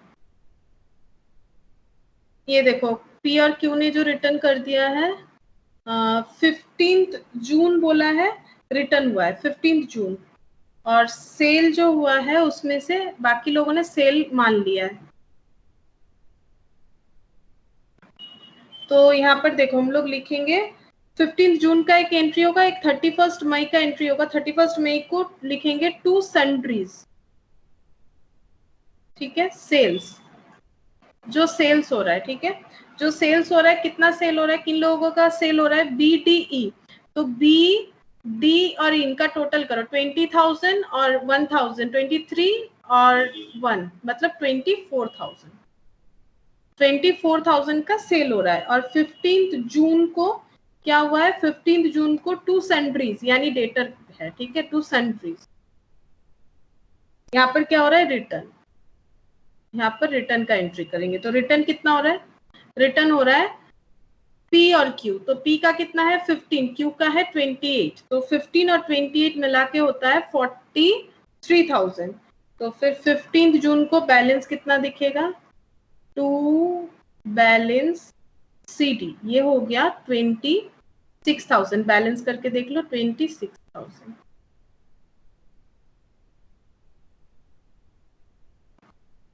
$26,000 का बैलेंस हो गया। सेल और रिटर्न अकाउंट हम लोगों को प्रिपेयर करने बोला था, तो सेल्स और रिटर्न अकाउंट इस तरह से होता है, डेटर टू सेल्स, इसलिए यहाँ पर पोस्टिंग हो गया, ठीक है। और यहाँ पर ये जो है ये सेल एक्सेप्टेड हो रहा है तो ये कैंसिल कर रहे हैं, ठीक है। और ये जो है ये सन्ड्रीज, ये रिटर्न हो रहा है, ठीक है, ये रिटर्न हम लोगों ने दिखा दिया। सेल्स और return account debit to sundries यानी जिसने रिटर्न कर दिया, डेटर को कैंसिल कर दिया हम लोगों ने। तो यहाँ पर 26,000 बचा। और पी अकाउंट में क्या लिखेंगे, पी अकाउंट में हम लोग लिखेंगे 31 मई 2016, यहाँ पर लिखेंगे टू, ये देखो ये रिटर्न है ना, इसमें पी का तो रिटर्न है, तो पी इसमें इंक्लूडेड है, तो फिर क्रॉस पोस्टिंग हो जाएगा। इसमें भी पी इंक्लूडेड है, ये टोटल में भी इंक्लूडेड है, ये रिटर्न में भी इंक्लूडेड है। तो एक बार होगा टू सेल और रिटर्न बेसिस, एक बार होगा बाय सेल और रिटर्न बेसिस, बाय सेल और रिटर्न बेसिस, और टू सेल्स और रिटर्न बेसिस। अब पी का कितना था, बस उतना ही अमाउंट हम लोगों को लिखना है। पी का कितना है, पी का है 15,000, तो 15,000 पी को पहले 15,000 हम लोगों ने सेल किया था, तो सेल का रिकॉर्ड किया था, उसके बाद जब रिटर्न हो गया तो रिटर्न का एंट्री कर दिया। और ये देखो यहाँ पर क्रॉस पोस्टिंग हो रहा है, इसीलिए देखो ये 93 में भी पी इंक्लूडेड है, ये 43 में भी पी इंक्लूडेड है। तो फिर एक बार टू सेल्स और रिटर्न, एक बार बाय सेल्स और रिटर्न, और अकाउंट क्लोज।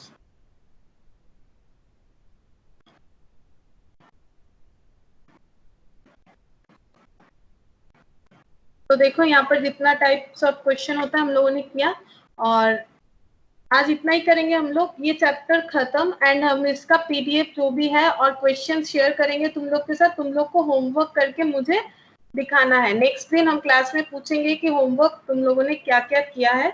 तो यहाँ पर कुछ एमसीक्यू वगैरह भी है, तो ये भी सेंड कर देंगे। यहाँ पर छोटा छोटा क्वेश्चन भी है जो तुम लोग का as a short question 2 marks का आ सकता है, ठीक है। जिन लोग का एमसीक्यू आएगा उन लोग को 1 मार्क्स, और जिन लोग का शॉर्ट क्वेश्चन होता है इस तरह से शॉर्ट क्वेश्चन रहता है। ऑप्शन नहीं रहेगा, कोई बात नहीं, यहाँ पर ऑप्शन है तो ऑप्शन को यूज करो, और एग्जाम में ऑप्शन नहीं रहेगा तो तुम लोग ऐसे ही करोगे, ठीक है। और ये कुछ शॉर्ट क्वेश्चन है, ये तुम लोग को सॉल्व करना है। हम बता देते हैं तुम लोग को क्या क्या होमवर्क देंगे। 1 to 10 यहाँ पर देखो कुछ क्वेश्चन है जो तुम लोग करोगे, और यहाँ पर कुछ थ्योरी क्वेश्चन है, तो मैंने जो भी समझा है उसके हिसाब से तुम लोग लिख सकते हो अपने प्रैक्टिस के लिए। और ये हम पीडीएफ शेयर करेंगे तो वहां पर तुम लोग को मिल भी जाएगा इसका थ्योरेटिकल जो पार्ट है।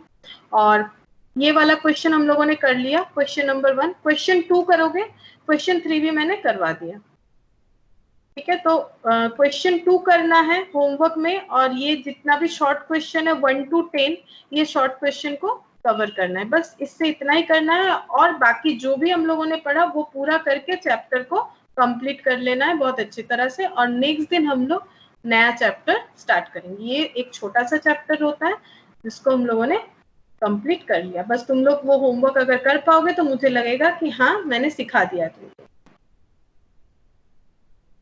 तो आज इतना ही।